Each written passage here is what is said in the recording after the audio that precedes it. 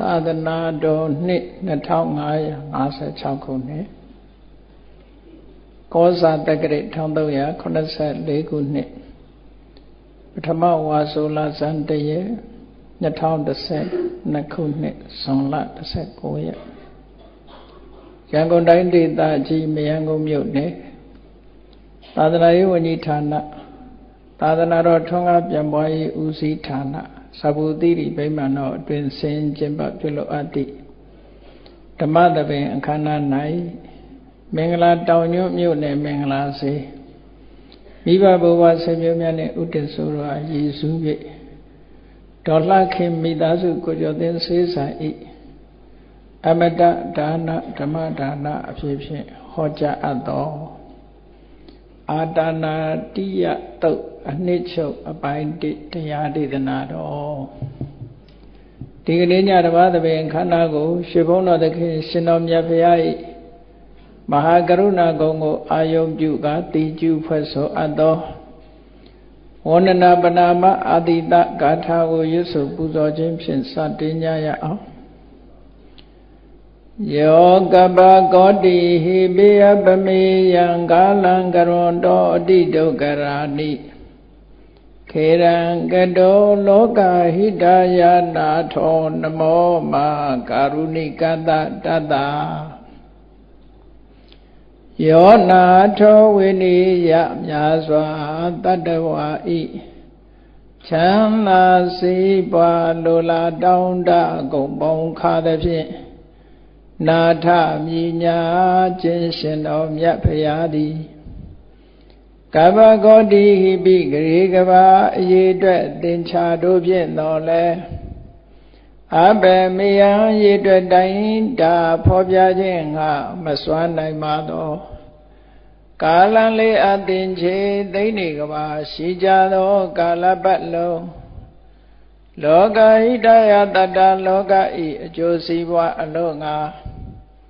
အတိဒုက္ခရာနိဥ္စာအသက်ချင်းလက်အင်္ဂါမေတ္တာကြီးမာသမိတာနှင့်တထာဇနီဆွန်ခြင်းကြီးဟုကျက်တိထဝေငါးသွဲအစုအလုံးခဲရင်တော်မူတို့ကို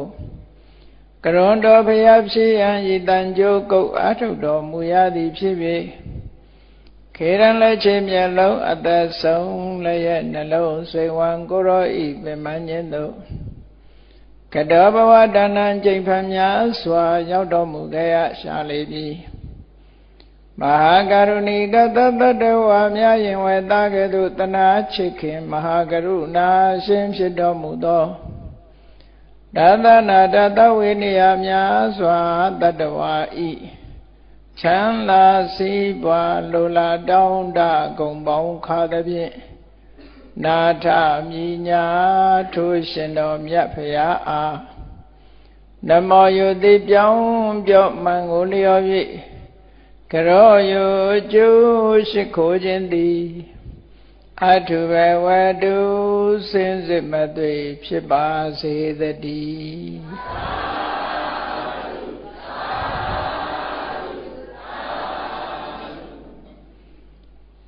အာတာနာတိယတုတ်အနှစ်ချုပ်အပိုင်း1အားလုံးဗုဒ္ဓဘာသာဝင်သူတော်စင်တွေအထူးအဖြင့်မြန်မာနိုင်ငံဗုဒ္ဓဘာသာဝင်သူတော်စင်တွေငယ်စဉ်တောင်ကြီးကလေးဘွားကပရိတ်ကြီး17တုတ်ဆိုတာသင်ယူကျင့်မှတ်ခဲ့ကြတယ်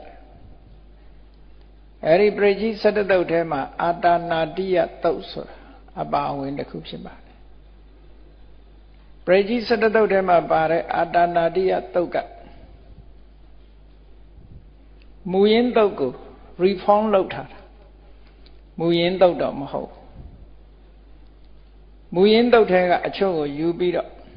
နေ့စဉ်ဘဝမှာရွတ်ဖတ်တရေစင်လို့ကောင်းအောင်လို့ဆိုပြီးရှေးဆရာတော်ကြီးများကပြန်လီရေးသားပြုပြင်စီရင်ထားတဲ့တုတ်မူရင်းတုတ်မှာဒီတုတ်ကမြတ်စွာဘုရားကိုယ်တိုင်ဟောကြားခဲ့တဲ့တုတ်တော့မဟုတ်ဘူးမြတ်စွာဘုရားကိုလာရောက်လျှောက်ထားတဲ့ဝိတ္တဝဏမင်းကြီးတို့ရဲ့လျှောက်ထားချက်ကိုမြတ်စွာဘုရားသခင်ကိုရောမြတ်က ယဟန်တန်ဃာတွေကိုတဆင့်ဟောကြားပြီးတော့ဒီတုတ်ကိုလေးလာကြက်မှတ်ပြီးတော့သင်ယူကြအကျိုးရှိတယ်လို့မြတ်စွာဘုရားသခင်ကိုရောမြတ်ကတိုက်တွန်းခဲ့တာဖြစ်တယ်အဲ့ဒီအတ္တနာရိယတုတ်တကယ်တော့ဝိတ္တဝဏမင်းကြီးကလျှောက်ထားခဲ့တဲ့ဘုရားဘာသာဝင်သူတော်စင်တို့တဲ့အကားအကွယ်အဆောင်အရှောက်ဖြစ်ဖို့ရာအတွက်ပြန်တန်းကြီးတစ်ဖွဲ့ဖြစ်တဲ့တုတ်တံပဲဖြစ်တယ်ပရိတ္တလို့ဆိုတာ protection ပဲမမြင်ရတဲ့အန္တရာယ်တွေကာကွယ်စောင့်ရှောက်ဖို့ဆိုပြီးအထူးအားဖြင့်မြတ်စွာဘုရားဟာပရိတ္တရားကိုဟောတဲ့အခါမမြင်ရတဲ့အန္တရာယ်တွေကာကွယ်ဖို့ဆိုရည်ရွယ်ချက်နဲ့ဟောတာအဲ့လိုမမြင်ရတဲ့အန္တရာယ်တွေကိုကာကွယ်ဖို့ဆိုတဲ့နေရာမှာမေတ္တာကိုအသုံးပြုပြီးတော့ကာကွယ်တဲ့နည်းသစ္စာစကားကိုဆိုပြီးတော့ကာကွယ်တဲ့နည်းဘုရားကုံတရားကုံတန်ခါကုံကိုအာယုံပြုပြီးတော့ပွားများအားထုတ်ခြင်းဖြင့်ကာကွယ်တဲ့နည်းလို့ဆိုတဲ့ဒီနည်းတွေနဲ့မြတ်စွာဘုရားဟာအတွင်းကြကြအန္တရာယ်တွေမရောက်ရအောင်လို့ဆိုပြီးတော့ပရိတရားတော်တွေကိုဟောကြားခဲ့တာဖြစ်တယ်ထိုပရိတရားတော်တွေဟာတိဒပရိဒ္ဓပါဠိဆိုတာအနေနဲ့တော့မရှိဘူးထို့သုတ်တန်တွေမှာရှိတာကိုစုပေါင်းထုတ်နှုတ်ပြီးတော့ဒီကနေ့ခေတ်မှာတော့ပရိကြီး17သုတ်ဆိုတာအတီးဖြစ်နေလေရဲ့ရှိတယ်ပေါ့ဗြိတိရှခေတ်ကမြန်မာရဲ့ဒီဘယင်စနစ်ကုံဆုံးသွားပြီးတော့နောက်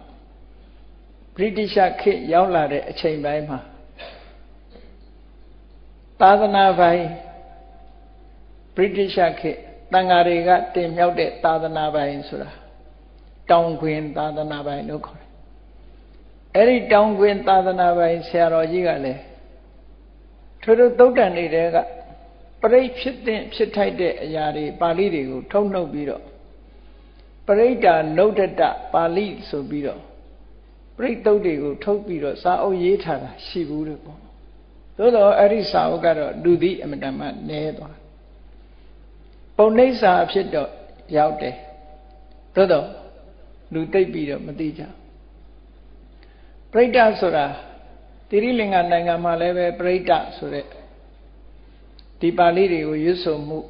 ရှိတယ်ပေါ့တခြားဘုရားဘာသာဝင်နိုင်ငံတွေမှာလည်းပဲပရိဒ္ဓဆိုတာရွတ်ဆိုကြတယ်မြန်မာပြည်မှာရှိတဲ့မူရင်းပရိဒ္ဓပါဠိတွေနဲ့အများအားဖြင့်တူညီတော်လဲအချီးနိဒံစတင်ပုံကြတော့ကွာခြားမှုတွေရှိတယ်ပေါ့ရွတ်ဆိုတဲ့အတန်ဉာဏ်လဲကွာခြားတယ်မြန်မာလူမျိုးတွေရဲ့ပါဠိရွတ်ဖတ်တန်ကတခြားနိုင်ငံကပါဠိရွတ်ဖတ်တန်နဲ့မတူဘဲနဲ့ကွဲပြားနေတယ်တခြားနိုင်ငံတွေထေရဝါဒနိုင်ငံခြံတဲ့၄နိုင်ငံပေါ့တိရိလင်္ကာတို့ထိုင်းကမ္ဘောဒီးယားလာအိုဆိုရယ်အဲ့ဒီနိုင်ငံတွေရဲ့ပါဠိရွတ်ဖတ်ပုံအတန်ကတူကြတယ်တော်တော်လေးဆင်မြန်မာတနိုင်ငံနဲ့ပဲအတန်ကွဲပြားနေအဲ့လိုအတန်ကွဲပြားတာဘယ်သူကမှန်တယ်လဲဘယ်သူကမှားတယ်လဲလို့တော့ပြောเสียအကြောင်းမရှိဘူးပေါ့သို့တော့ဒီကနေ့ခေတ်မှာ international pronunciation ဆိုပြီးတော့ကဘာကရွတ်ဖတ်တဲ့အတန်ကတော့မြန်မာပြည်ကအတန်မျိုးမဟုတ်ဘူးเนาะအများရွတ်ဖတ်နေတဲ့တခြားနိုင်ငံတွေမှာရွတ်ဖတ်တဲ့အတန်နဲ့မြန်မာနဲ့ကွဲပြားမှုတော့ရှိအတိပ္ပယ်အပြင်ကွဲပြားတာမဟုတ်ဘူးအတန်တွေကွဲပြားတာဒီအတန်တွေကွဲပြားတာဟာဒါပြဿနာမဟုတ်ဘူးအင်္ဂလိပ်စကားလုံးကိုပဲဖတ်တဲ့အခါမှာအတန်တွေတွေဟာတူညီတာမှမဟုတ်တာရှိလေအခုခေတ်လေးလာကြည့်မယ်ဆိုရင် British English နဲ့ American English ပဲလေးလာကြည့်ပေါ့အတန်တွေတူမှမတူတာမတူတဲ့နေရာတွေအများကြီးရှိမတူတာပြဿနာမဟုတ်အ အဓိပ္ပာယ်မမှားတာဖြစ်တယ်အဓိပ္ပာယ်မှန်ကန်ရမယ်မတူတာတော့ရှိတယ်သူရှာနဲ့သူအာနဲ့ဒီလိုရွတ်တယ်အပြစ်ပြောစရာလည်းမရှိဘူးနော်အပြစ်ပြောစရာလည်းမရှိဘူးစကားလုံးမညီမတူလို့ဘယ်သူမှလည်းဗမာစကားအင်္ဂလိပ်ပြောကြည့်ပါလားအင်္ဂလိပ်ပြောတဲ့ဗမာစကားဝဲတက်တက်ဖြစ်နေမှာပေါ့နော်တခါတလေပြောတာပြောကြသေးတယ်ဗြိတိရှလူမျိုးတွေဗမာစာသင်တဲ့အခါမှာအာရှာကိုမထိန်နိုင်တဲ့အခါကျတော့ဘာပြောကြတော့ဆိုဆရာနဲ့တွေ့ရတာသိဝမ်းသာပါတယ်လို့ပြောရမယ့်အစားဆရာနဲ့တွေ့ရတာသိဝမ်းသွားပါတယ်လို့ဖြစ်သွားနော်သိဝမ်းသာပါတယ်ကသိဝမ်းသွားပါတယ်ဖြစ်သွားဒါမျိုးကတော့ဖြစ်တတ်တာပေါ့နော်အာရှာမထိန်နိုင်တဲ့အခါကျတော့ဒါအပြစ်လားလို့ဆိုအပြစ်မဟုတ်ပါဘူးဗမာပြည်လားလေရတာပြောပါတယ်လို့ဆိုတာပြောရမယ့်အစားဗမာပြည်မှာပြောပါတယ်ဆိုဖြစ်သွားတယ်မထိန်နိုင်တော့အဲ့တော့ဗမာစကားကိုသူတို့ပြောတဲ့အခါမှာလည်းပဲအာရှာမထိန်နိုင်တဲ့အခါကျတော့လွန်ကဲသွားတာမျိုးရှိတာပေါ့အဲ့ဒါလိုပဲမြန်မာလူမျိုးကအင်္ဂလိပ်စကားပြောတဲ့အခါမှာလည်းဒါမျိုးတွေရှိကောင်းရှိနိုင်တယ်ပေါ့သို့တော့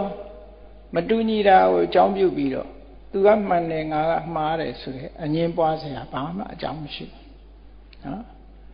သူလူမျိုးသူအာသူရှာနဲ့ရွတ်တယ်အဓိပ္ပာယ်မှန်မှုအရေးကြီးတယ်အဲ့တော့တိရိလင်္ကာတို့တခြားနိုင်ငံတွေမှာရွတ်မယ်ဆိုရင်သူတို့ကအတန်တစ်မျိုးနဲ့ရွတ်တယ်ပေါ့မတူညီတဲ့စကားလုံးအတန်ဟာ၅မျိုးပဲရှိတာပါစလုံးအနေနဲ့ကတော့၅မျိုးပဲရှိတယ်စာလုံးစာလိမ်ဇာခွဲစာမြင့်ဆွဲကိုသူတို့ကကြချကြကြလို့ဖတ်တယ်ဗမာကစဒါကွဲတယ်တကိုမြန်မာတွေကတလို့ဆိုပေမဲ့လို့တခြားနိုင်ငံတွေကစလို့ဖတ်တယ်အဲ့ဒါတော့ကွဲပြားခြားနားမှုတွေရှိတယ်မြန်မာလူမျိုးတွေက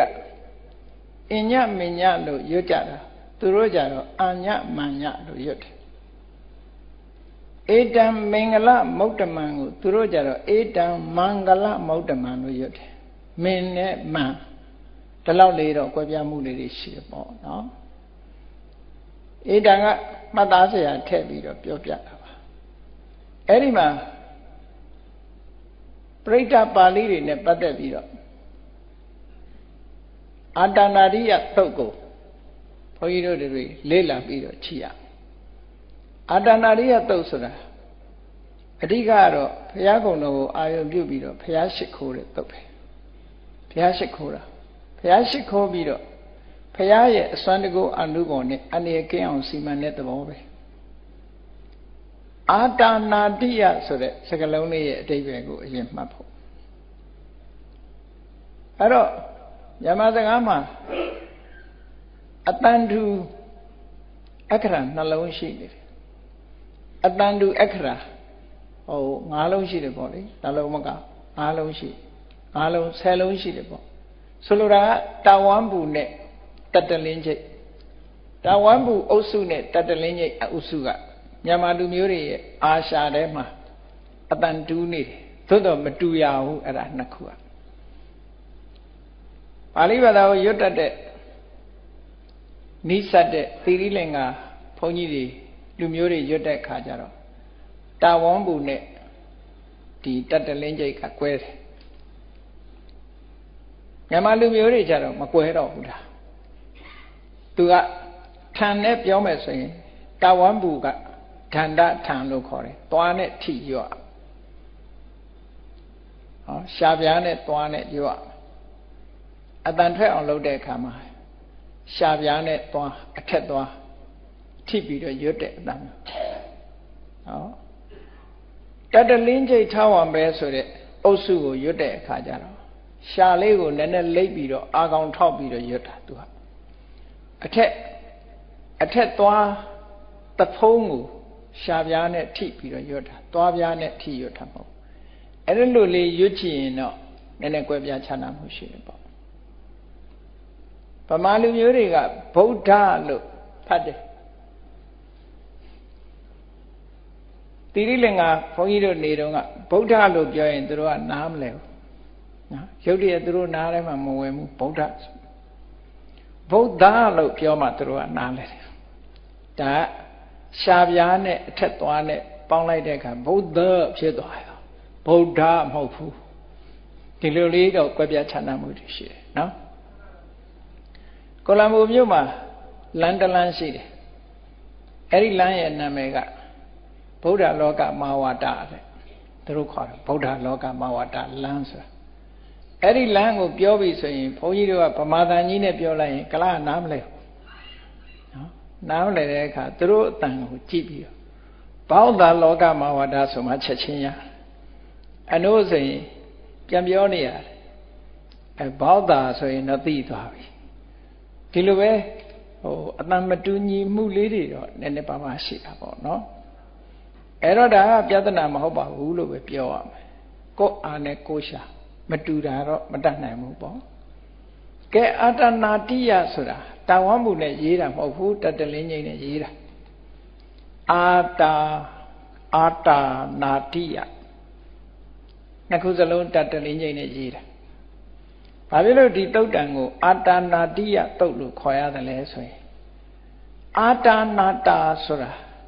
ဝိသုဏမင်းကြီးစိုးစံတဲ့မြို့တွေတဲကမြို့တစ်မြို့ပဲသူကမြို့ရဲ့နာမည်ပေါ့အာတာနာတာမြို့အဲ့ဒီအာတာနာတာမြို့အမည်နဲ့ယူပြီးတော့ထုတ်ပြန်တဲ့အမိတ်အာနာဖြစ်လို့အာတာနာတိယလို့ဒီလိုပြောတာအာတာနာတိယအာတာနာတာမြို့မှာထုတ်ပြန်တဲ့ပြန်တန်းပေါ့အဲ့တော့အာတာနာတိယတုတ်မူရင်းကဘယ်မှာရှိတော့ဆိုဒီကနေ့ကပါဠိကဝက္ခဆိုတဲ့ပါဠိတော်မှာ9နံပါတ်အာတာနာတိယတုတ်ဆိုတာရှိတယ်အဲ့ဒါမူရင်းတုတ်ကြီးပဲအဲ့ဒီမူရင်းတုတ်ကြီးကနှစ်ပိုင်းခွဲထားတယ်ရှေ့ပိုင်းကဝိသုဏမင်းကြီးတို့ကမြတ်စွာဘုရားကိုလာလျှောက်တာနောက်ပိုင်းကမြတ်စွာဘုရားကယဟန်တွေကိုထပ်ပြီးတော့လျှောက်သွားတဲ့အတိုင်းပြန်ပြီးတော့မိန့်ရှိတာမိန့်ရှိပြီးတော့နောက်ဆုံးမှာဒီတုတ်တန်ကိုမှတ်သားထားကြကြက်ထားကြ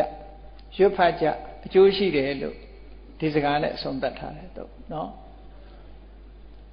အဲ့ဒါလို့ဒီတုတ်တန်ကြီးဟာစိတ်ဝင်စားဖွယ်ရကောင်းတယ်ပရိတ်တွေထဲမှာပရိတ်တရားတော်တွေထဲမှာခုဒီနတ်တွေကလာပြီးတော့ရှောက်ကြားလို့ထုတ်ပြန်တဲ့တုတ်ဆိုတာဒီတတုတ်ပဲရှိတယ်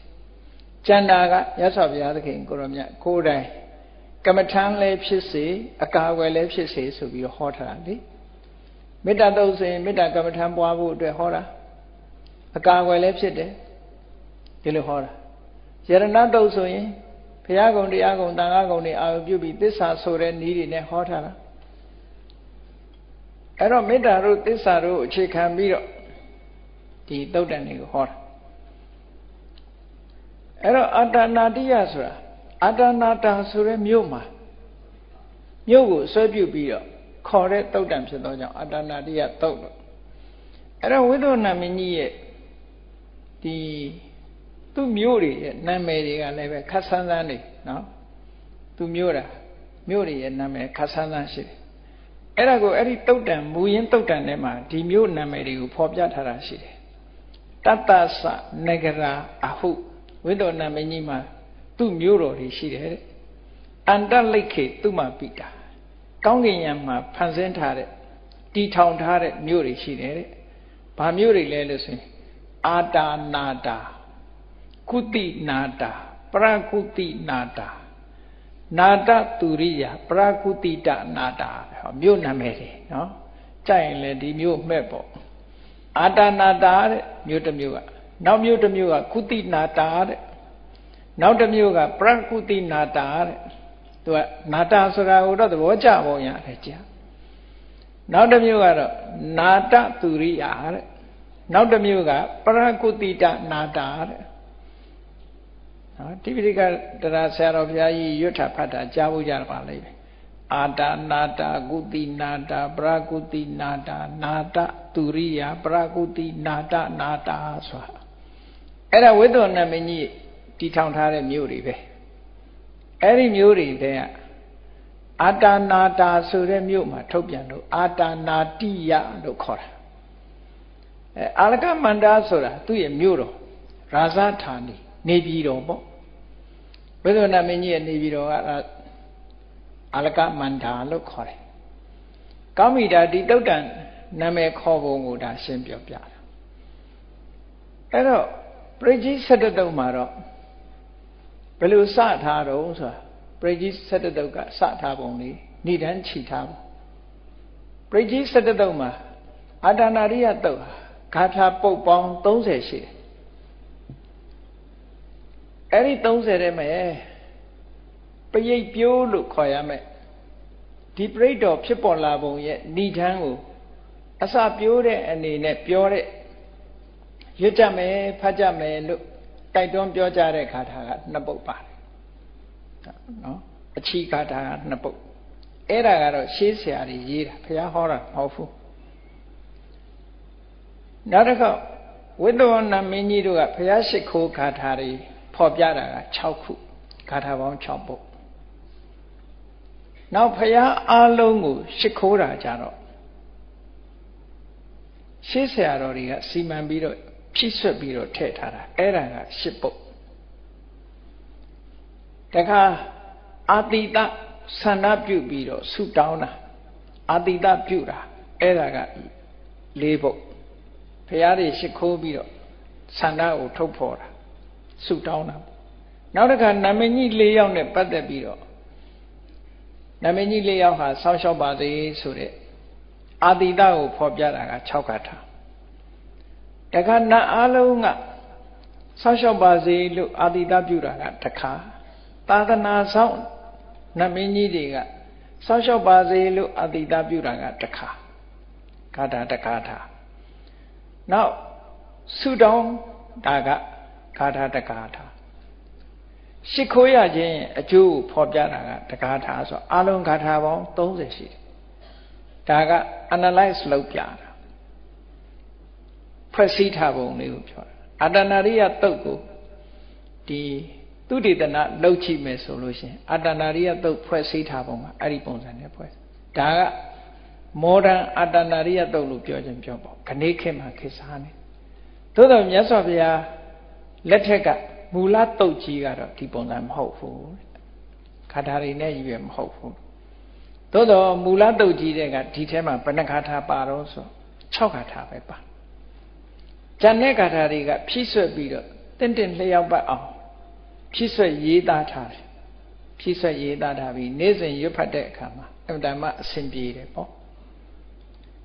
ဆုတောင်းမေတ္တာပို့တဲ့ဂါထာတွေနဲ့ရေးထားတာဒါမို့အာတနာရိယတုတ်လေ့လာမှုတဲ့ပုဂ္ဂိုလ်တွေဒါတွေသိပြီးသားပဲပေါ့အဲ့တော့စပြီးတော့အချီအနေနဲ့ပြောကြမယ်လို့ဆိုလို့ရှိရင်ပထမဆုံးကအပတန်နေဟိနာထတသာသနေသာဓုတမတေ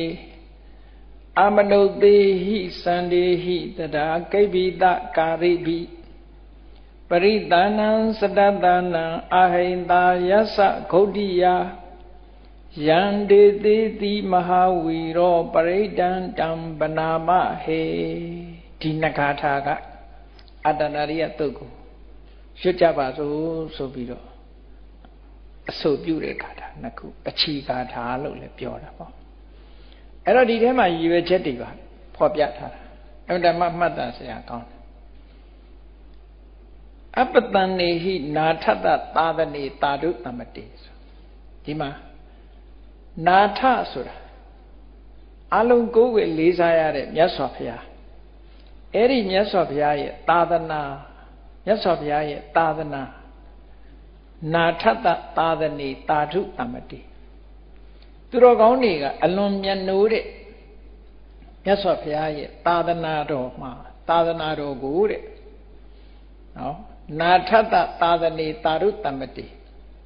သာဓုတမတေသူတော်ကောင်းတွေကအလွန်မြတ်နိုးတဲ့နာထတသာသနေမြတ်စွာဘုရားသာသနာတော်အပေါ်မှာအပတန်နေဟိမကြည်ညိုကြတဲ့နော်အပတန်နေဟိမကြည်ညိုကြတဲ့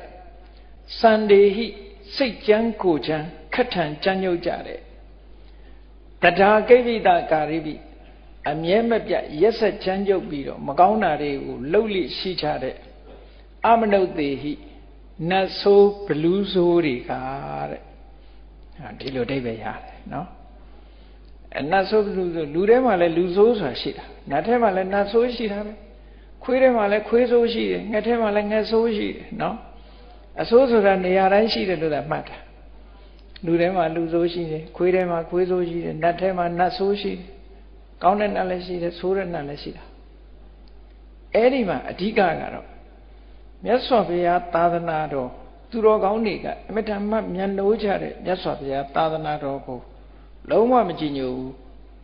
ဘုရားသာသနာတော်လုံးဝကြည်ညိုမရှိဘူး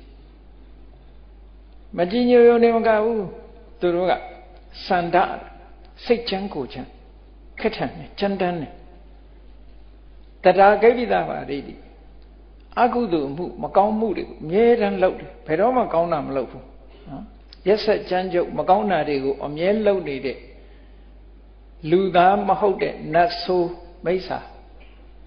ဘလူတွေလို့ဒီလိုဆိုလိုတယ်နော်အဲ့ဒီမိစ္ဆာဘလူတွေကပရိသန္နံစတတ္တနံမြတ်စွာဘုရားရဲ့တပည့်ပရိသတ်၄မျိုးဘိက္ခုဘိက္ခုနီဥပဒကဥပတိကပရိသန္နံစတတ္တနံပရိသတ်၄ပါးရှိတယ်ဒါ Buddhist Society ပေါ့ဘိက္ခုဘိက္ခုနီဥပဒကဥပတိကအဲ့ဒီပရိသတ်၄မျိုးဘုရားရဲ့တပည့်ပရိသတ်၄မျိုးကိုနတ်ဆိုးဘလူဆိုးတွေကအဟိန္တမညှင်းဆဲဖို့အတွက်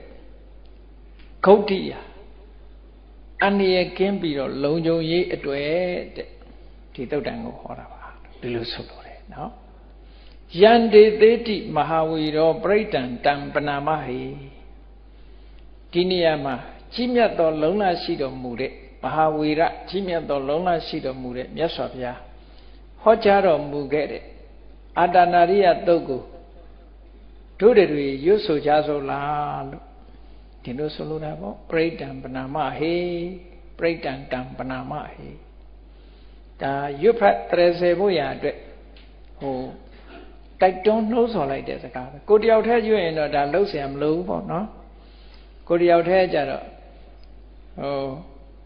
ပြန်ပြောင်းဆိုမဲ့ဆိုရင်ပရိဒံတံပနာမဟံငါရွတ်တော့မယ်လို့ဒီလိုပဲပြောခြင်းပြောလို့ရတယ်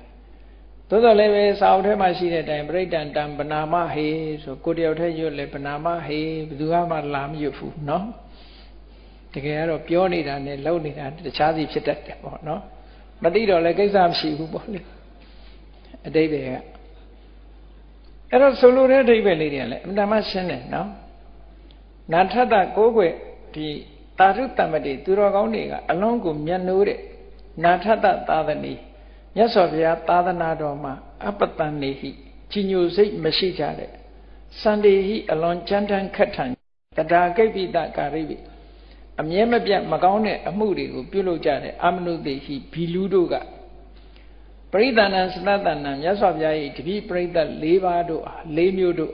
အဟိန္တာမညှင်းဆဲဖို့အတွက်ဂௌတိယသူတို့ရဲ့လုံခြုံရေးအတွက်တဲ့ယန္တေသေးတိမဟာဝီရောပရိဒံဓမ္မနာမဟိရှင်တော်မြတ်ဖရာဟောကြားတော်မူခဲ့တဲ့အကာအကွယ်ပရိတ်ကိုရွတ်ဖတ်ကြစို့သူတော်ကောင်းအပေါင်းတို့လို့ဒီလိုတိုက်တွန်းတဲ့စကားလေးတခုဒီနေရာမှာမြတ်စွာဘုရားကထပ်ဆင့်ဟောထားတာဖြစ်သောကြောင့်ဘုရားဟောတယ်လို့ပြောတာနော်ဘုရားဟောတယ်လို့ပြောတာသို့တော်လည်းပဲပထမမူရင်းကတော့မြတ်စွာဘုရားဟောတာမဟုတ်ဘူးကဲဒီတုတ်တံဖြစ်ပေါ်လာပုံလေးက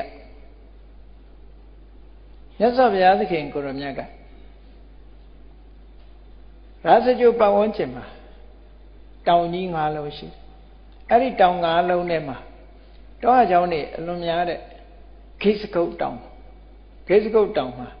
မြတ်စွာဘုရားသတင်းသုံးတယ်ဒီခိစကုတ်တောင်ကသမိုင်းကြောင်းဟာနော်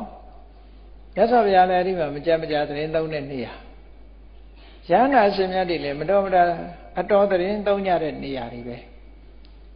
အဲ့ခိစကုတ်တောင်ကဒေဝရတ်ကကြောင်မောင်းဆင်ပြီးတော့လှိမ့်ချတာလည်းအဲ့ဒီတောင်မှာပဲလေခိစကုတ်တောင်အဲ့ဒီခိစကုတ်တောင်ပေါအောင်ကလည်းတရက်တစ်စီအမတန်ပေါ်တယ်နဲ့တူတယ်ပြိတ္တာတွေကလည်းအဲ့နာပဲများတာပဲ ရှင်မမောက္ကလန်တွေ့တဲ့ထူးဆန်းတဲ့တရားဝါကြီးတွေဆိုဂိစကုတ်တောင်ကအစဉ်တွေ့တာတွေကြီးပဲများတယ်အဲ့ဒီနားမှာလောကကုံမီငရဲအိုးကနေနှလုံးကနေဖြတ်စည်းလာလို့ရေဘူးစမ်းကြီးတစ်ခုဖြစ်ပေါ်လာတယ်တပေါ်တာဆိုမြစ်အဲ့ဒီမြစ်ကလည်းပဲအဲ့ဒီနားလေးကလောကကုံမီငရဲအိုးကြီးနှစ်ခုကြားကဖြတ်စည်းလာလို့ရေဘူးဖြစ်လာတာရေဘူးဖြစ်လာနောက်ရေဘူးစမ်းရှိတဲ့နေရာငရဲအိုးနဲ့နီးတယ်လို့သာမှတ်ထားတယ်အဲ့ဒီမှာဖြတ်စည်းလာတဲ့နေရာမှာအခုလည်းပဲရှိတာပဲအဲ့မှာရေဘူးစမ်းရှိတာအဲ့တော့ဂိစကုတ်တောင်ပြိတ္တာတို့တဆေတို့တရေတို့အမတန်မှပေါ်တယ်လို့ဆိုကြတယ်ငယ်ငယ်တုန်းကရည်စရာပြောတာနော်တော်တော်ဦးစင်ကြီးတစ်ပါးပြောတယ်သူတည်လို့ရှိရင်လိပ်စာပေးခဲ့မယ်တဲ့ဂိစကုတ်တောင်ဆောင်ညမ်းမယ်အောက်လို့နော်ဂိစကုတ်တောင်ဆောင်ညမ်းမယ်အောက်အဲ့တော့ဂိစကုတ်တောင်ဆိုတာတရေတစီမတန်ပေါ်တဲ့နေရာမဟုတ်ပြိတ္တာတွေပေါ်တဲ့နေရာအဲ့တော့အဲ့ဒီမှာမြတ်စွာဘုရားသခင်ကိုရမြတ်ဂိစကုတ်တောင်ဆောင်မှာသရင်သုံးပြီးတော့နေတာတော့အကြောင်းမှာသရင်သုံးနေတဲ့အချိန်တကောင်းရန်ရောက်လာတဲ့အခါမှာအဲ့ဒီဂိစကုတ်တောင်ကြီးတစ်ခုလုံးဟာကြီးမားတဲ့အလင်းရောင်ကြီးတွေနဲ့လွှမ်းဖုံးပြီးတော့လာတယ်ဘယ်သူတွေရောက်လာသလဲလို့ဆိုလို့ရှိရင်နမင်းကြီး၄ယောက်ရောက်လာကြတယ်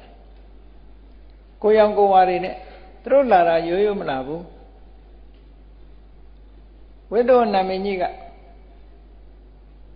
ရက်ခစစ်တပ်ကြီးနဲ့အချမ်းရံနဲ့သူကလာအင်မတန်မှများတဲ့ရက်ခစစ်တပ်ကြီးနဲ့လာတယ်အချမ်းရံနေနဲ့ဝိသောနမင်းဆိုတာမြောက်ဖက်အရပ်မှာနေတာမြောက်ရပ်ကိုအစိုးရအရှိရပ်ကိုပုရတိမေနတတရထောဆိုတာအရှိမျက်နှာမှာစောင့်ကြတဲ့နာမည်ကြီးကတတရထနာမည်လို့ခေါ်တယ်အဲ့ဒီတတရထနာမည်ကြီးကခန္ဓဗ္ဗစစ်တပ်ကြီးနဲ့သူကအင်မတန်ကြီးမားများပြားလာတဲ့ခန္ဓဗ္ဗစစ်တပ်ကြီးနဲ့မြတ်စွာဘုရားရှိခိုးရောက်လာတောင်ရမျက်နှာမှာနေတဲ့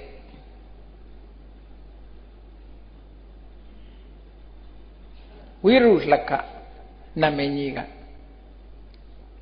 သူကကုံဗန္ဒဆိုတဲ့အတော်အယုတ်ဆိုးတဲ့ထွားကြိုင်ရက်စက်ကြမ်းကြုတ်တဲ့အကောင်ကြီးတွေအဲ့ဒီကောင်ကြီးတွေကုံဗန္ဒစစ်တပ်ကြီးနဲ့သူကခြံရံပြီးတော့မြတ်စွာဘုရားစီရောက်လာအနောက်မျက်နှာကိုစောင့်ရှောက်ထားကြတော့ဝိရုပက္ခနမင်းလို့ခေါ်တယ်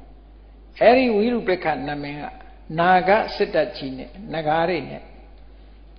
ခြံရံပြိတ္တတွေနဲ့ရောက်လာတယ်မြောက်ရမှစောင့်တဲ့ကုဝေဒလို့လည်းခေါ်တယ်ဝတ္တဝနာလို့လည်းခေါ်တယ်အဲ့ဒီနမင်းကြီးကတော့ယက္ခစစ်တပ်ကြီးနဲ့မြတ်စွာဘုရားစီရောက်လာကြတယ်ဒါစတုမဟာရာဇာလို့ခေါ်တဲ့နမင်းကြီး၄ယောက်ဟာတကောင်းရန်အချိန်မှာမြတ်စွာဘုရားစီရောက်ရှိလာကြအဲ့တော့သူတို့ရောက်လာတဲ့အခါမှာအဆောင်နေတခါတည်းချထားတယ်နမင်းကြီး၄ယောက်ကဆံရဆံရအယမျက်နှာတွေမှာအဆောင်နေချရောက်ဘက်ကယက္ခစစ်တပ်အရှိဘက်ကခန္ဓဗ္ဗစစ်တပ်တောင်ဘက်ကကုံဗန္ဒစစ်တပ်အနောက်ဘက်ကနာဂစစ်တီတွေနဲ့ဒီလိုရောက်ရှိပြီးတော့လာအဲ့ဒါလို့လာပြီးတဲ့အခါမှာမြတ်စွာဘုရားသခင်ကိုရမြတ်အနီးနမင်းကြီး၄ယောက်ဒါရောက်ရှိခိုးဝှချကြတယ်အချမ်းရံပရိသတ်တွေနဲ့လာပြီးတော့ဝှချကြတယ်အဲ့ဒီနတ်ပရိသတ်တွေသူတို့လာတဲ့စတုမာတဲ့နတ်ပရိသတ်တွေဟာမြတ်စွာဘုရားစီရောက်တဲ့အခါကျတော့တချို့ကမြတ်စွာဘုရားကိုလေးလေးစားစားဥချကြတယ်တချို့ကတော့မြတ်စွာဘုရားကိုရင်ကျေးဖွယ်ရာစွာနှုတ်ဆက်စကားပြောတယ်ရှစ်မခိုးဘူးတချို့နတ်တွေကတော့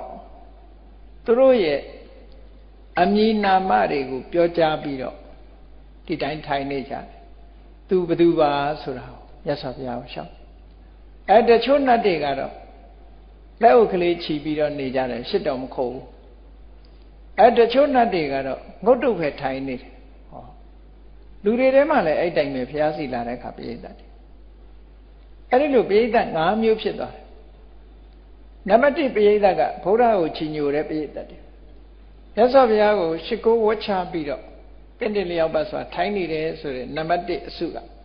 မြတ်စွာဘုရားကိုအလွန်ချီညိုတဲ့ပုဂ္ဂိုလ်မြတ်စွာဘုရားကိုနှုတ်ဆက်စကားပြောပြီးတော့ဒီတိုင်းထိုင်နေတဲ့ပုဂ္ဂိုလ်တွေကယဉ်ကျေးတယ်လူမှုရေးအရာနှုတ်ဆက်ကြတယ်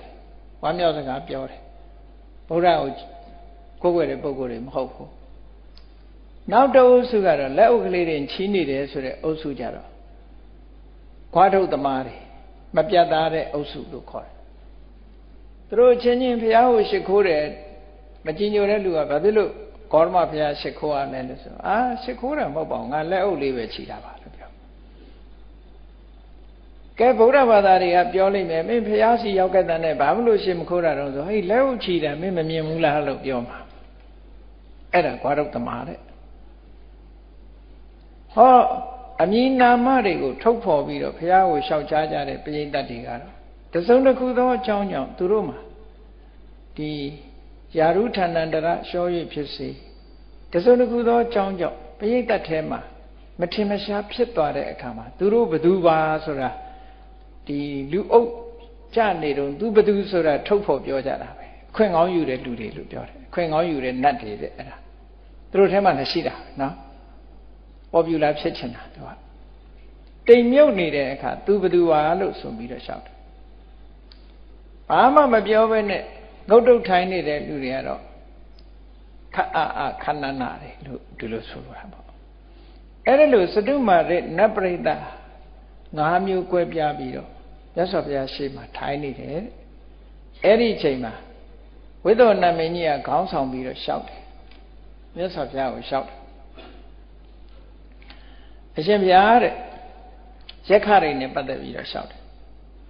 တပည့်တော်တို့ရက်ခဘလူးအတိုင်းဝိုင်းနေတယ်အထက်တန်းစားဘလူးအလဲအလတ်ဘလူးအောက်တန်းစားဘလူးလို့၃မျိုးခွဲထားလူလဲတူတူပဲပေါ့နော်အဆင့်30နဲ့ခွဲပြောတာအထက်တန်းစားဘလူးတွေอ่ะမြတ်စွာဘုရားကိုကြည်ညိုတဲ့ဘလူးရှိတယ်မကြည်ညိုတဲ့ဘလူးရှိတယ်အလတ်တန်းစားဘလူးတွေကလည်းမြတ်စွာဘုရားကိုကြည်ညိုတဲ့လူရှိတယ်မကြည်ညိုတဲ့ဘလူးရှိတယ်အောက်တန်းစားဘလူးတွေထဲမှာလည်း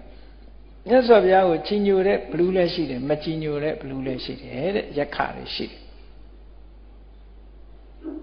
အဲ့ဒီရက်ခဆိုတာတခါတခါနတ်ကိုပြောတာနော်ဗမာပြည်မှာတော့ဘလူးလို့ဆိုလို့ရှိရင်ကြောက်စရာအယုတ်ကြီးကိုလုံးပြတာအိန္ဒိယနိုင်ငံရောက်တဲ့အခါကျတော့ကရကတာပြတိုက်ကိုသွားကြည့်ချင်ကျုံတဲ့အခါကရကတာမြူဇီယံဆိုတာရှိအဲ့ဒီမှာရက်ခတို့ရက်ခိနီတို့သူတို့ဘာသာစကားနဲ့ဘယ်လိုရေးထားတော့ဆိုရက်ရှရက်ရှိနီလို့ရေးထားတယ်အဲ့မှာတော့ဗမာပြည်ကလို့အစွဲကြီးနဲ့သွားကြီးတွေဖော်ပြီးတော့အတော်အယုတ်ဆိုးတဲ့ပုံကြီးမဟုတ်ဘူးလူပုံတိုင်းပဲရုပ်တုတွေရှိတယ်နော်ရက်ခဆိုတာဗမာပြည်ကထုထားတဲ့ဘလူးကတော့တော်တော်ကြောက်ဆက်ကောင်းတာပဲတခါမှမမြင်ဘူးသေးဘူးအဲ့ဒါမျိုးကတော့အတော်ကြောက်ဆက်ကောင်းတယ်အဲ့တော့အဲ့ဒီကရကတပြတိုက်မှာရှိတဲ့ရက်ခိနီတို့ရက်ချတို့ဆိုတာတွေကြတော့တာမန်ရုပ်တုတစ်ခုကြည့်ရတယ်လို့ပဲစာရေးထားလို့သာရက်ချတို့ရက်ခိနီတို့ဒီလိုတွေ့တာအဲ့တော့ဝိသုဏမင်းကြီးကအဲ့လိုလျှောက်ပြီးတော့ဘာလျှောက်တော့ဆိုအရှင်ဘုရားတဲ့အများအားဖြင့်တော့ရက်ခတွေကဘုရားကိုမကြည်ညိုဘူးတဲ့နော်မြတ်စွာဘုရားကိုမုန်းကြတယ်မကြည်ညိုကြဘူးတဲ့ဘာဖြစ်လို့မကြည်ညိုတာတော့ဆိုတော့မြတ်စွာဘုရားကသူများအသက်မတတ်ရဘူးသူများဥစ္စာမခိုးရဘူးသူတော်ဘာသားမယားမပြစ်မှားရဘူးလိမ်မပြောရဘူးသေရဲ့မတော့စားဘူးလို့မြတ်စွာဘုရားဟောတယ်သူတို့ကသူများအသက်လည်းတတ်တယ်သူများဥစ္စာလည်းတွေ့မလစ်ရင်လစ်တယ်လို့အုပ်တာပဲသူတော်ဘာသားမယားလည်းမရှောင်ဘူးနော်လိမ်လီလိသားမူသားစကားလည်းပြောတာပဲအရက်သေးစားဆိုတာလည်းတောက်တာပဲဒီကောင်အဲ့တော့သူတို့စီကလည်းအရက်တောက်တာတွေအများကြီးရှိတာပေါ့နော် အဲ့ဒါလို့၅ပါးသီလမလုံညာဘူးတဲ့မြတ်စွာဘုရားကရှောင်မို့ဟောတော့သူတို့ကဒါတွေလုံနေတာဆိုသူတို့နဲ့ဆန့်ကျင်ပဲဖြစ်ပြီးတော့မြတ်စွာဘုရားကိုမကြည်ညိုတဲ့ဘလူတွေကများတယ်ဗျာတဲ့ဒီလိုလျှောက်တာသူလျှောက်တာနော်မကြည်ညိုတာတွေကများတယ်တဲ့အဲ့တော့အဲ့ဒီထက်မဲ့မြတ်စွာဘုရားရဲ့တပည့်သားတာဝကတွေဟာတရားဓမ္မကျင့်ကြံကြိုးကုပ်အထုတ်ဖို့လို့ဆိုတဲ့လူသူမဏိတောမြိုင်ကြီးတွေထဲမှာဝင်ရောက်ပြီးတော့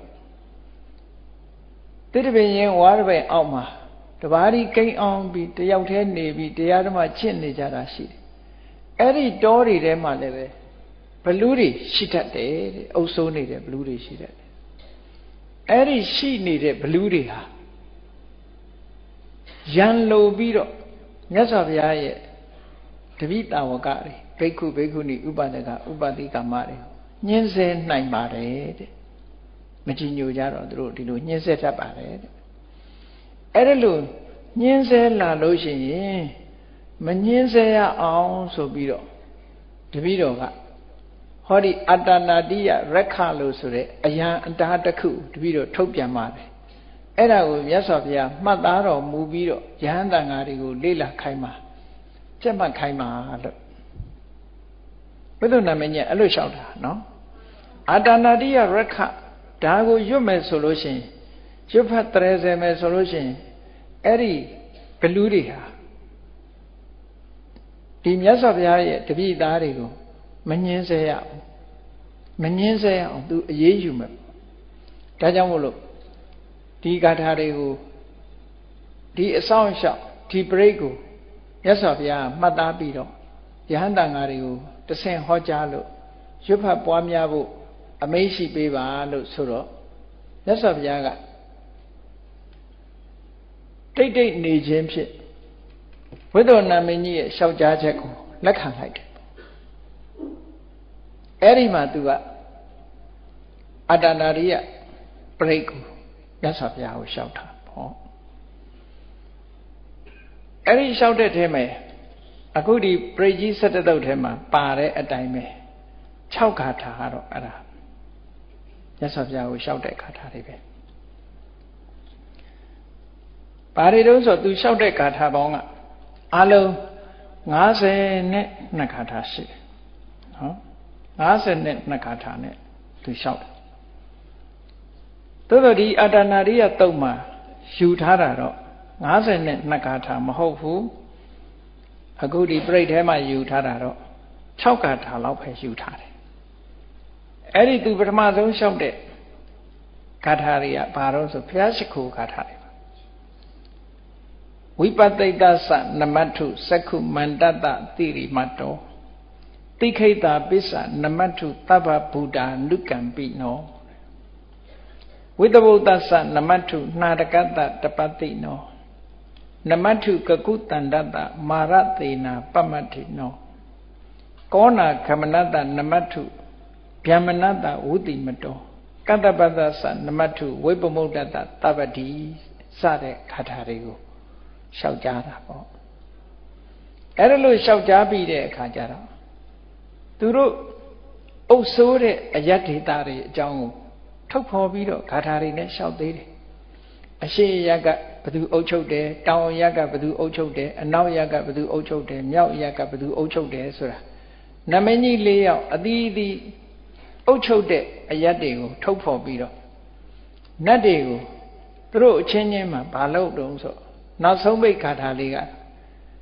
ဘုရားကိုရှိခိုးခိုင်းတာဘလူတွေခန္ဓပတွေကုံပန္ဒတွေနာဂတွေအကျမ်းပဋ္ဌာန်းတွေသူတို့ကရက်ဆက်တဲ့အကောင်းတွေသူတို့မိကုန်းတွေထုတ်တာဂါထာလေးတစ်ခုကစိနံဝန္တထဂေါရမံအောင်တော်မူတဲ့ဂေါရမမြတ်စွာဘုရားကိုမင်းတို့ရှိခိုးကြရဲ့လားမိကုန်းထုတ်အောင်ထိုးတဲ့အခါဒီလိုမိကုန်းထုတ်လိုက်တဲ့အခါမှာဖြေချရတာသူတို့ကစိနံဝန္နာမဂေါရမံအောင်တော်မူတဲ့ဂေါရမမြတ်စွာဘုရားကိုကျွန်တော်တို့ရှိခိုးကြပါတယ်စိနံဝန္တထဂေါရမံစိနံဝန္နာမဂေါရမံဝိဇ္ဇာစရဏတမ္ပန္နံဗုဒ္ဓံဝန္နာမဂေါရမံဝိဇ္ဇာစရဏနဲ့ပြည့်စုံတော်မူတဲ့ဂေါရမမြတ်စွာဘုရားကိုကျွန်တော်တို့ရှိခိုးကြပါတယ်လို့ဒီလိုပြန်ပြီးတော့ဖြေခိုင်းတယ် အားလုံးရှိခိုးကြရလားရှိခိုးကြပါတယ်ဆိုတာကိုပြန်ဖြစ်ခိုင်းတယ်သူအဲ့ဒါလို့အရာ၄မျက်နှာမှာရှိကြတယ်သူတို့အုပ်ချုပ်တဲ့နယ်ပယ်အတွင်းမှာရှိတယ်ဒီခန္ဓာပနတ်တွေကုံဗန္ဒတွေနာဂတွေယက္ခတွေဒါတွေကိုသူ့တိုင်းသူပြည်သားတွေပေါ့လက်အောက်ခံနတ်တွေကိုရှ िख ိုးခိုင်းတယ်မေးမြန်းစစ်စစ်ပြီးတော့သူတို့ဖြေခိုင်းတယ်အဲ့ဒါလို့ရှ िख ိုးပါတယ်လို့ဒီလိုဖြေခိုင်းပြီးတော့ဂါထာပေါင်း52ဂါထာနဲ့လျှောက်ကြားပြီးတော့နောက်ဝိသုဏမင်းကြီးကဘာဆက်လျှောက်တုံးဆိုအရှင်ဘုရားတဲ့အရှင်ဘုရားရဲ့တပိတာဝကတွေဘိက္ခုပဲဖြစ်ဖြစ်ဘိက္ခုနီပဲဖြစ်ဖြစ်ဥပဒကပဲဖြစ်ဖြစ်ဥပတိကမပဲဖြစ်ဖြစ်ဒီဟောဒီအတ္တနာရိယတုတ်ကိုဒီအဆောင်လျှောက်ကိုအခုသူတို့လျှောက်ထားတဲ့အတိုင်းရွတ်ဖတ်30နေမယ်ဆိုလို့ရှိရင်တဲ့ရွတ်ဖတ်30တဲ့အရှင်ဘုရားရဲ့တပည့်တွေကိုဘလူပဲဖြစ်ဖြစ်ခန္ဓာပပဲဖြစ်ဖြစ်ကုမ္မန္နပဲဖြစ်ဖြစ်နာဂပဲဖြစ်ဖြစ်ဘယ်လိုအကောင်မျိုးပဲဖြစ်ဖြစ်သူတို့လက်အောက်ခံဒီနတ်မိစ္ဆာတွေကအနီးနားမှာထိုင်နေတာကိုကတ်ထိုင်တယ်မဟုတ်တာလုပ်ဖို့သွားနေရင်နောက်ကနေနောက်အောင်ခံလိုက်တယ်အိတ်နေရင်အနားနားမှာထိုင်နေတယ်ဒီလိုတခုခုလုပ်ဖို့အကွက်ချောင်းနေတာတွေတွေ့ပြီဆိုလို့ရှိရင်တဲ့သူတို့ကိုအပြစ်ဒဏ်တွေခတ်မယ်နော်အပြစ်ဒဏ်တွေခတ်အဲ့ဒါလို့နောက်ကနေချောင်းပြီးတော့လိုက်နေတာမျိုးတွေခန္ဓာပပဲဖြစ်ဖြစ်ကုမ္မန္နပဲဖြစ်ဖြစ်နာဂပဲဖြစ်ဖြစ်ယက္ခပဲဖြစ်ဖြစ်ဒီအတ္တနာရိယပရိတ်ကိုရွတ်ဖတ်30တဲ့မြတ်စွာဘုရားသခင်ကိုရောမြတ်ရဲ့တပိတာဝကတွေနှိမ့်ဆက်ညှဉ်းပန်းမှုမကောင်းတဲ့ရွယ်ချက်နဲ့လုံနေပြီဆိုလို့ရှိရင်သတင်းပို့ရမယ်တဲ့ဒီကောင်ချောင်းနေပြီဒီကောင်နောက်ကနေလိုက်နေတယ်ဒီကောင်အနန္တကတ်နေပြီဒီဖရာရဲ့တပိသားကိုသူညှင်းဆဲဖို့လုံနေတယ်တော့မဟုတ်ဝင်ပူးနေတယ်ဒီကောင်နော်ညှင်းဆဲနေတယ်ဝင်ပူးနေတယ်ဒုက္ခပေးနေတယ်ဆိုတာကိုသတင်းပို့ရမယ်တဲ့သတင်းပို့ကြပါလိမ့်မယ်တဲ့သူအဆောင်နေချထားတာတွေကသတင်းပို့ကြလိမ့်မယ်တဲ့အဲ့ဒီသတင်းပို့တဲ့အခါသူတို့ပြစ်ဒဏ်ခတ်အဲ့ဒီမှာသတင်းပို့တဲ့အခါမှာအဲ့ဒါလို့မဟုတ်တာလုပ်ဖို့စိတ်ကူးနေပြီဆိုလို့ရှိရင်တဲ့အမိတ်ပြန်ထားတာရှိတယ်နတ်မင်းကြီး42ယောက်ရှိတယ်သူတို့ခေါင်းဆောင်ကြီးတွေ42ယောက်နတ်မင်းကြီးတွေရဲ့လက်အောက်ခံကသေနာပတိကြီးတွေအဲ့ဒီအကြီးဆုံးကတော့28ယောက်အလုံးပေါင်းတော့42ယောက်ကိုသူကတိုင်တန်းရမယ်အဲ့တိုင်တန်းရမယ်နတ်တွေထဲမှာဘယ်သူပါတော့ဆိုလို့ရှိရင်ဗိမိတာရမင်းကဖြစ်သွားတဲ့စနဝတ္တပဆိုတဲ့နတ်မင်းကြီးလည်းပါတယ်ဟေမဝတ္တတို့တာတာဂိရတို့ဆိုတဲ့ဟေမဝတ္တတုံမှလာတယ်ဟေမဝတ္တနတ်မင်းနဲ့တာတာဂိရနတ်တို့လည်းပါတယ်ပုံနကတို့လည်းပါတယ်နော်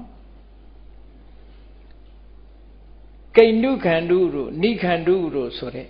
နတ်တွေလည်းပါတယ်မဟာသမယတုတ်ထဲမှာပါတယ်သူတို့နာမည်တွေသူတို့ထဲမှာခေါင်းဆောင်တွေပေါ့ဘယ်လိုနာမည်ကြီးရဲ့ခြံရံတွေကနေပြီးတော့ယက္ခသေနာပတိတွေလို့ခေါ်တယ်အဲ့ဒီယက္ခသေနာပတိခေါင်းဆောင်ကြီးတွေကိုတိုင်ရမယ်တဲ့သတင်းပို့ရမယ်တဲ့ဒီကောင်မဟုတ်တာလုံနေပြီနော်မဟုတ်တာလုံဖို့နောက်ကနိုင်နေတယ်မဟုတ်တာလုံဖို့အနန္တကတ်ထိုင်နေတယ်မဟုတ်တာလုံဖို့စိတ်ကူးနေပြီသို့မဟုတ်တာလုံနေပြီဆိုရင်သူတို့စီကိုသတင်းပို့ပါတဲ့အဲ့ဒါလို့သတင်းပို့လို့ရှိရင်သူ့ကိုအေးအေးယူမယ်ကျွန်တော်ပြောတာနော်ဒါကိုရွတ်တဲ့ပုဂ္ဂိုလ်ဆိုလို့ရှိရင်ဒါအေးအေးယူမယ်အဲ့ဒီလိုအေးအေးယူတဲ့အခါကျတော့ဘယ်ပုံအေးအေးယူတာတော့လို့ဆိုပြစ်ဒဏ်နေရှိသေးတယ်အလုံးအေးအေးယူပုံအေးအေးယူနေကသူက6မျိုးရှိတယ်အဲ့မှာပြတာဘလို့အေးအေးယူတာတော့ဆိုအဲ့ဒီခန္ဓာပါတို့ဂုံဗန္ဒတို့နာဂတို့ယက္ခတို့အခုလို့အတ္တနာရိယပရိတ်ကိုရွတ်ဖတ်နေတဲ့ဘုရားရဲ့တပည့်သားကိုညှင်းဆဲဖို့စိတ်ကူးပြီးအနန္တမှာအခွင့်ချောင်းနေပြီဆိုလို့ရှိရင်တဲ့ သူဟာမြို့တွေရွာတွေကနေပြီးတော့ဗလိနတ်စာပူဇော်တာတွေအတွက်သူ့ပါဝင်ခွင့်မပြုဘူးတဲ့နော်အဲ့ဒါအရေးယူခြင်းတစ်ခုပဲပူဇော်သက်္ကာရတွေကိုသူလက်ခံဝင်မရဘူးလက်မခံရဘူးသူနောက်ဒုတိယအရေးယူကတော့သူဟာအာလကမန္တာဆိုတဲ့နေပြည်တော်ကိုလာရောက်ခွင့်မရှိဘူးအဲ့ဒီမှာလည်းပဲနေထိုင်ခွင့်မရှိဘူးနေထိုင်ခွင့်မရှိဘူးလာရောက်ခွင့်မရှိဘူးဟောနောက်တစ်ခုကပါတော့ဆိုလို့ရှင်ဘလူတွေရဲ့အစည်းအဝေးကိုလည်းသူတက်ခွင့်မရှိဘူးပိတ်ပင်တားမြစ်ခံရမယ်မဟုတ်တာလုပ်ပြီးဆိုလို့ရှင်အဲ့ဒါတိုင်ကြားချက်အရာသူ့ကိုဒီလိုအေးအေးယူမယ်နောက်ဒီတဲ့ပြင်းထန်တဲ့အရေးယူချက်တွေကဘာတော့လို့ဆိုသူ့ကိုအိမ်တော်ရသားချတဲ့ကိစ္စတွေပဲဖယ်ပလိုက်တယ်သူနော်နတ်တွေမှာလည်းပဲအာဝါဟဝိဝါဟရှိသေးတယ်အဲ့ဒါသူ့ကိုအဲ့ဒါအိမ်တော်ရသားချအောင်ပေးဘူးတဲ့နော်ဟောနောက်တစ်ခုကဘာတော့ဆိုလို့ရှိရင်သူ့ကို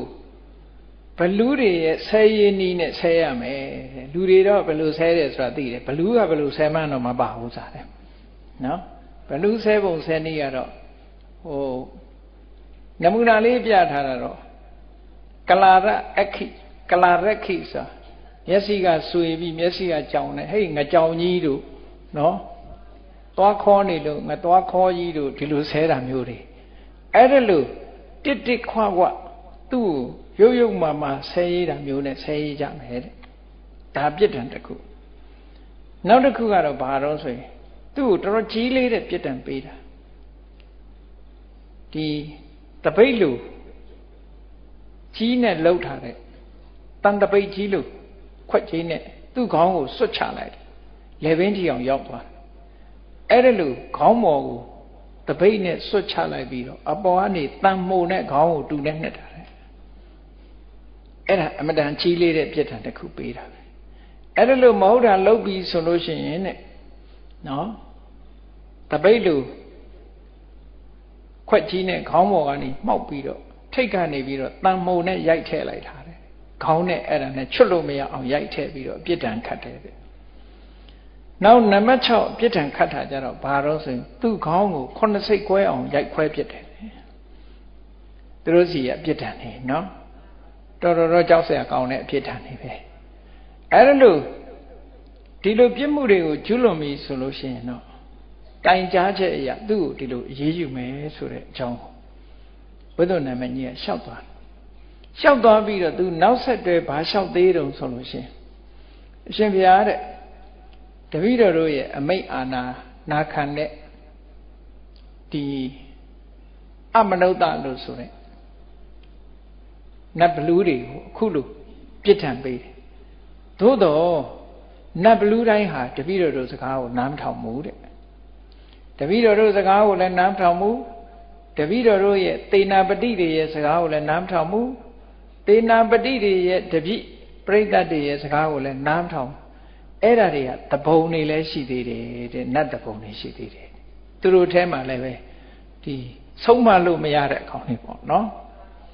အဲ့ဒါလို့အမတန်မှဆိုးစွမ်းပြီးတော့ထိမ့်ချုပ်လို့မရတဲ့အကောင်မျိုးတွေလည်းရှိသေးတယ်တဲ့အဲ့ဒီလိုထိမ့်ချုပ်လို့မရတဲ့ဟာတွေကိုအခုလိုတိုင်ကြားလာလို့ရှိရင်တော့သူတို့ကြီးမားတဲ့အပြစ်ဒဏ်တွေပေးမယ်၊နှင်ဒဏ်တွေပေးမယ်ဆိုတဲ့အကြောင်းမြတ်စွာဘုရားကိုဒီလိုလျှောက်ကြားတာမကရာတိုင်းမှာဆိုရတဲ့ဘယင်တွေမှာလည်းပဲဘယင်တွေကနေမတတ်နိုင်တဲ့ဆုံးမလို့မရတဲ့သဘုံတွေဆိုတာရှိသေးတယ်တဲ့အဲ့ဒါရှိတာလို့ပဲနတ်ထဲမှာလည်းပဲဒီသဘုံတွေဆိုတာရှိပါတယ်ဒါကြောင့်မို့ဒီအတ္တနာရိယဒီပြန်တန်းကိုတင်ယူကြက်မှတ်ပြီးတော့နေ့စဉ်ရွတ်ဖတ်တရေစေဖို့ဆိုပြီးတော့မြတ်စွာဘုရားကိုလျှောက်တာအဲ့ဒါလို့လျှောက်သွားပြီးလျှောက်ပြီးတဲ့အခါဝေဒနာမင်းကြီးဟာရှင်ဘုရားတဲ့တပည့်တော်များကိစ္စတွေအလွန်များပါတယ်လျှောက်ထားပြီးတဲ့အခါဒါကိုမှတ်သားပြီးတော့မြတ်စွာဘုရားသင်ကြားပေးတော်မူပါလို့ဆိုလျှောက်ထားပြီးအားလုံးဘုရားကိုကြော့ပြီးတော့ပြန်သွားကြတယ်အဲ့ဒီနေရာမှာပဲပြောင်းဒါကအတ္တနာရိယတုတ်ကြီးမှလာတဲ့အနှစ်ချုပ်အဓိပ္ပာယ်ပဲပေါ့နော်အဲ့တော့သူတို့လျှောက်သွားတဲ့အထဲမှာ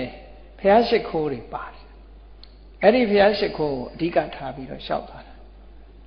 ကောင်းပြီဒီနမင်းကြီးတွေလျှောက်သွားတဲ့ထဲကခုနကဝိပဿိတသနမတ္ထုစက္ခုမန္တတတိရိမတောတိခိတပစ္စနမတ္ထုသဗ္ဗဗုဒ္ဓနုခံပိနောတဲ့ဒါဘုရားရှိခိုးဝိပဿနာမြတ်စွာဘုရားကိုရှိခိုးတာအဲ့တော့ဆိုလိုတာကစက္ခုမန္တတ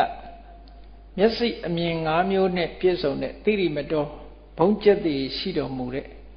ဝိပဿနာဝိပဿနာမြတ်စွာဘုရားသခင်ကိုရောမြတ်အားနမောအကျွန်ုပ်ရဲ့ရှိခိုးခြင်းသည်အထုဖြစ်ပါစေကျွန်ုပ်ရှိခိုးပါတယ်ဘုရားရဲ့ဂုဏ်တော်လေးတွေကိုထုတ်ဖော်ပြီးတော့ဘုရားကိုရှိခိုးတယ်ဝိပဿနာမြတ်စွာဘုရားကနေစရှိခိုးတယ်အဲ့တော့ဘုရားခုနှစ်စုပဲရှိခိုးတာဘာဖြစ်လို့ရှိခိုးတာတော့ဆိုဒီပင်္ဂရာမြတ်စွာဘုရားတို့စတဲ့ဘုရားတွေကအမတန်မှဝေးသွားပြီနော်အမတန်မှဝေးသွားပြီစัจ java လာထဲမှာဝိပဿနာမြတ်စွာဘုရားရဲ့တပည့်ရှိသေးတယ်ဒီရှေးကပွင့်တော်မူတဲ့မြတ်စွာဘုရားရဲ့တပည့်တွေကမရှိတော့ဘာလို့လဲဆိုကဘာပေါင်းကတိတ်ကွာသွားတာကာသွားတော့အဲ့ဒီဘုရားတွေရဲ့တပည့်ပိဋကတ်တွေကမရှိတော့ဘူးဝိပဿနာကနေစပြီးတော့ဘုရားခုနှစ်စုရဲ့တပည့်ပိဋကတ်တွေကရှိနေသေးတယ်အဲ့ဒါကြောင့်မို့လို့ဝိပဿနာဘုရားကစပြီးတော့ရှိခိုးတယ်လို့ဒီလိုလဲဆိုတယ်နော်အဲ့သုတ္တန်နေမှာဟောသမျှဟာဒီမဟာဗရဏသုတ်တို့မာနိဒာနသုတ်တို့ဆိုတာတွေလဲဒီဝိပဿနာမြတ်စွာဘုရားကနေစတာတွေကြီးပဲများတယ်ပရိစ္ဆေသမုပ္ပါမှာနိဒာနတန်ယုတ်ဆိုတဲ့နေရာမှာလည်းပဲဘုရားလောင်းတွေမှာဝိပဿနာဘုရားလောင်းကစပြီးတော့ခုနှစ်စုသောဘုရားတို့ရဲ့ဘုရားအလောင်းတော်တွေနဲ့ပတ်သက်ပြီးတော့ဟောတာကျန်တဲ့ဘုရားတွေမဟောဘူးเนาะနောက်ပြီးတော့ခန္ဓာတုတ်မှာလည်းပဲနမောတတ္တနံသမ္မာသမ္ဗုဒ္ဓနာလို့ဆိုပြီးတော့ဒီဘုရားခုနှစ်စုပဲရှိခိုးတယ်အဲ့ဒါလို့ရှိခိုးရခြင်းအကြောင်းကလည်းခုနကပြောတဲ့သုဒ္ဓဝါဒ၅ဘုံမှာဒီဘုရားတွေရဲ့တပိတာဝကတွေကျမ်းနေသေးတယ်ပြမာတွေအဲ့ဒါကြောင့်မလို့ဒီဘုရားတွေရဲ့သာသနာရှိသေးတာမဟုတ်ဒီဘုရားတွေရဲ့ကနေစပြီးတော့ရှိခိုးတယ်လို့ဒီလိုမှတ်သားကြရတယ်ပေါ့နော်ဒါအကြောင်းတစ်ခုပြတာပေါ့နော်အဲ့ဒီမှာဝိပဿနာသနမတ္ထုစက္ခုမန္တတသိရိစက္ခုမန္တတမျက်စိ၅ပါးနဲ့ပြည့်စုံတော်မူတဲ့တိရိမတောဘုံကျက်တည်ရှိတော်မူတဲ့ဝိပဿနာဝိပဿနာမြတ်စွာဘုရားအားပဲနမောအထုရှိခိုးမှုဖြစ်ပါစေရှိခိုးပါတယ်လို့ဒါလို့ဆိုတာဒါဝိပဿနာမြတ်စွာဘုရားဆိုတာ90နဲ့တကဘာဒီကဘာကနေပြန်ပြီးတော့တွက်လိုက်လို့ရှိရင်90နဲ့တကဘာမှာပွင့်ခဲ့တယ်ဗဒ္ဒကဘာကနောက်ပြန်ရေတွက်လို့ရှိရင်90နဲ့တကဘာမြောက်မှာဝိပဿနာမြတ်စွာဘုရားပွင့်ခဲ့တယ်လူတွေရဲ့တတန်အဲ့ဒီချိန်တုန်းက8000တန်းပေါ့8000တန်းမှာဝိပဿနာမြတ်စွာဘုရားပွင့်တော်မူခဲ့တယ်အဲ့ဒီဝိပဿနာမြတ်စွာဘုရားရဲ့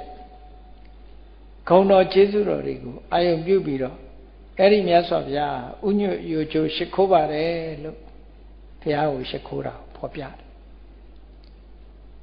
စက္ခုမန္တမျက်စိ၅မျိုးဆိုတာအလုံးကြားဖို့ကြလိမ့်မယ်နော်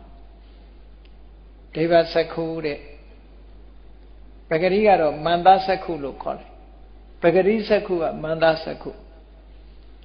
မန္တစက္ခုရဲ့ဒိဗ္ဗစက္ခုရဲ့အဘိညာဉ်တမန္တစက္ခုတမန္တစက္ခုဆိုတာသဗ္ဗညုတဉာဏ်ကိုခေါ်တာဗုဒ္ဓစက္ခုဣန္ဒြိယပရောပရိယတိဉာဏ်နဲ့အာတယနုတယဉာဏ်ကိုခေါ်တာပညာစက္ခုသစ္စာ၄ပါးနဲ့သိတဲ့သိပညာကိုခေါ်တာအဲ့ဒါလို့မျက်စိ၅ပါးဘုရားရှင်တွေမှာအမြင်မျက်စိ၅မျိုးပဂရိမန္တစက္ခုလည်းရှိတယ်တမန္တစက္ခုလို့ဆိုတဲ့သဗ္ဗညုတဉာဏ်လည်းရှိတယ်ဗုဒ္ဓစက္ခုလို့ခေါ်တဲ့အာတယနုတယဉာဏ်ဣန္ဒြိယပရောပရိယတိဉာဏ်လည်းရှိတယ်ဓမ္မစက္ခုလို့ဆိုတဲ့မဉ္ဇဉ်၄ပါးနဲ့ပတ်သက်တဲ့ဉာဏ်လည်းရှိတယ်ပညာစက္ခုလို့ဆိုရင်အသိပညာနဲ့ပတ်သက်တဲ့မျက်စိရှိတယ်လို့အလုံးပညာမျက်စိ၅မျိုးလို့ ဘောင်းကျက်တွေနဲ့ပြည့်စုံပြီးပညာစက်မျက်စိ5မျိုးရှိတော့မျက်စိ5မျိုးနဲ့ပြည့်စုံတဲ့ဝိပဿနာမြတ်စွာဘုရားအားကျွန်ုပ်ရဲ့ရှိခိုးမှုဖြစ်ပါစေလို့ဒီလိုဆိုတာဟောနောက်တစ်ပါးကြတော့တိခိတပိစနမတ္ထုတပ္ပဗုဒ္ဓလူကံပိနောတိခိမြတ်စွာဘုရားဆိုတာဒီကဘာကနေပြန်တွဲလို့ရှိရင်30နဲ့တကဘာမြောက်မှာပွင့်ဟောဗာဒကဘာနဲ့30ကဘာကွာ30ကဘာမြောက်မှာပွင့်တော်မူခဲ့တဲ့မြတ်စွာဘုရားအဲ့ဒီ30ကဘာမြောက်မှာတိခိဗုဒ္ဓနဲ့ဝိတ္တဘူဗုဒ္ဓဆိုပြီးတော့နှစ်စုပွင့်တယ်အဲ့ဒီကဘာမှာတိခိတပိစနမတ္ထုတပ္ပဗုဒ္ဓနုကံပိနောတပ္ပဗုဒ္ဓဆိုတာတရဝအားလုံးကိုအနုကံပိကရုဏာထားတယ်တရဝါအလုံးကိုမေတ္တာကရုဏာကြီးမားတော်မူတဲ့တိခိမြတ်စွာဘုရားအားလည်းကျွန်ုပ်ရဲ့ရှိခိုးမှုဖြစ်ပါစေဒီလိုဆိုတာနော်အဲ့ဒီတိခိမြတ်စွာဘုရားကအသက်9000တန်းမှာလူတွေရဲ့သက်တမ်း9000တန်းမှာပွင့်တယ်နောက်တစ်ခါထားကြတော့ဝိတ္တဗုဒ္ဓသနမတ္ထုနှာတကတတပတ္တိနောနှာတကဆိုတာစေကြောတန်းစင်တာနာတကလို့ခေါ်တယ်လူတွေရဲ့ခန္ဓာကိုယ်မှာအညစ်အကြေးတွေဆွဲကပ်နေရေနဲ့ဆေးကြောအခုမြတ်စွာဘုရားစိတ်အစဉ်ကြတော့ကိလေသာတည်းဟူသောအညစ်အကြေးတွေကိုမဲ့ရည်စင်နဲ့ဆေးကြောတန်းစင်ပြီးတာဒါကြောင့်နှာတကကိလေသာတွေကိုဆေးကြောတန်းစင်ပြီးတဲ့တပတ္တိတကယ့်ကိုမြင့်မြတ်တဲ့အကျင့်ရှိတဲ့ဝိတ္တဗုဒ္ဓဆာဝိတ္တဘူမြတ်စွာဘုရားအားလည်းနမောကျွန်ုပ်ရဲ့ရှိခိုးမှုဟာအထုဖြစ်ပါစေလို့ဒီလိုဆိုတာ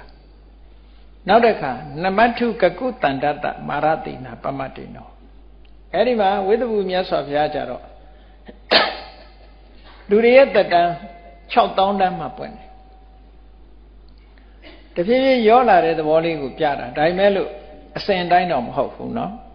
8000တန်းမှာဝိပဿနာမြတ်စွာဘုရားပွင့်တယ်9000တန်းမှာတိခိမြတ်စွာဘုရားပွင့်တယ်6000တန်းမှာဝိတ္တဘူမြတ်စွာဘုရားပွင့်တယ်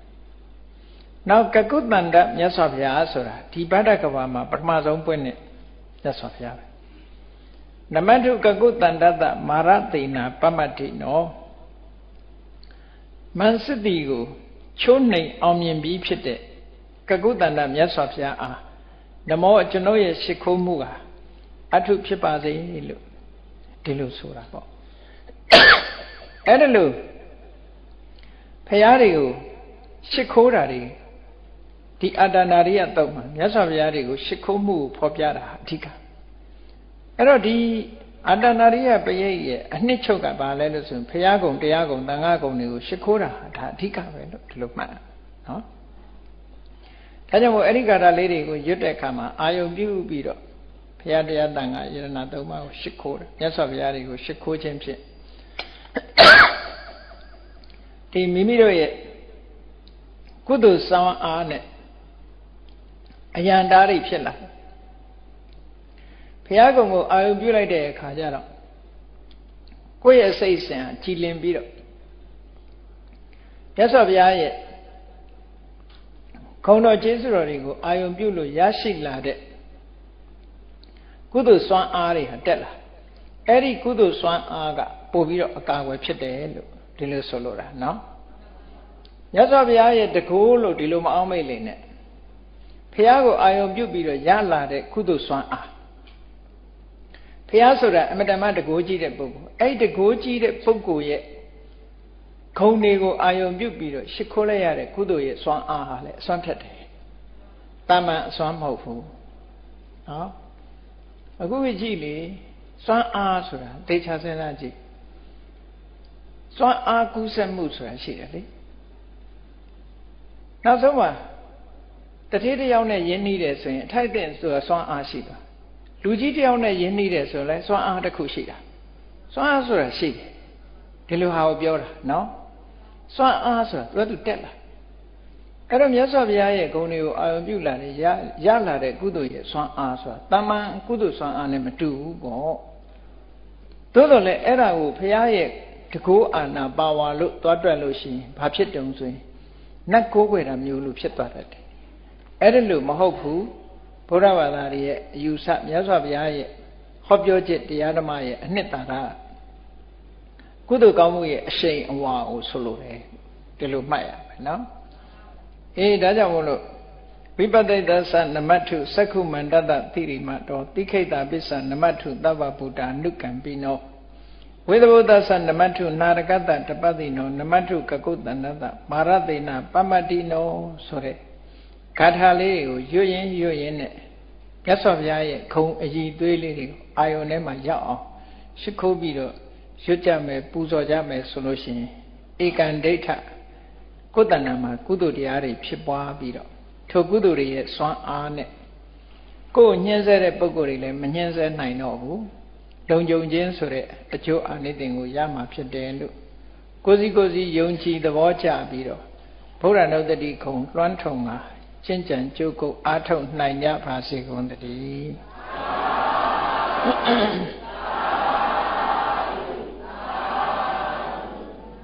ကဲမေတ္တာပို့ရအောင်တတ္တဝါများစွာ